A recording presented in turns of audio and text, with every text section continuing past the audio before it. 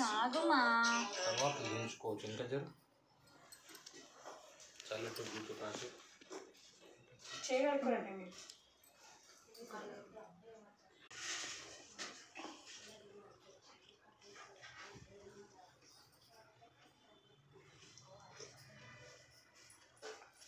నారాయణాయ స్వాహ మాధవాయ స్వాహ ఆవిడకి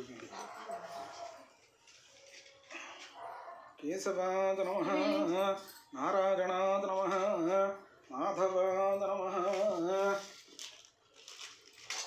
గోవిందాష్టాదశుభనాత్రివిక్రమవాణ శ్రీకేశ పద్మనాభదముద్ర సంకృష్ణవస్తివ వృద్యుమ్న నిరుద్ధ పురుషోత్తమదోక్షజనారసింహాచ్యుతాదనార్థనోపేంద్ర హరే శ్రీకృష్ణాయ నమః శ్రీకృష్ణపరబ్రహ్మణే నమో నమః ఉద్దీప్యస్వజాతవేదోపఘ్నం నిరుతిం మమ వసోగుశ్చమశ్చమావహ జీవనం చ దిశో దిశ దీపారాధనముహూర్తస్సు ముహూర్తో అస్తు. ఆ దీపం దగ్గర ఒక పువ్వు పెట్టి 2 అక్షతలు వేసి నమస్కారం చేయండి. దీపారాధనముహూర్తస్సు ముహూర్తో అస్తు.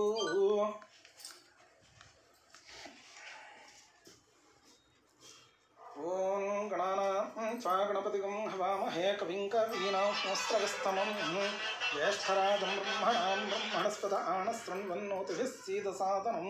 శ్రీ మహాగణాధిపతయే నమః. ధ్యాయామి.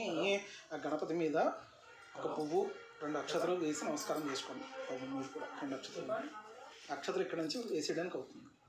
పువ్వు ఆవిడకి ఇచ్చేయండి. 2 అక్షతలు వేసేయండి. శ్రీ మహాగణాధిపతయే నమః. ధ్యాయామి ఆవాహయామి.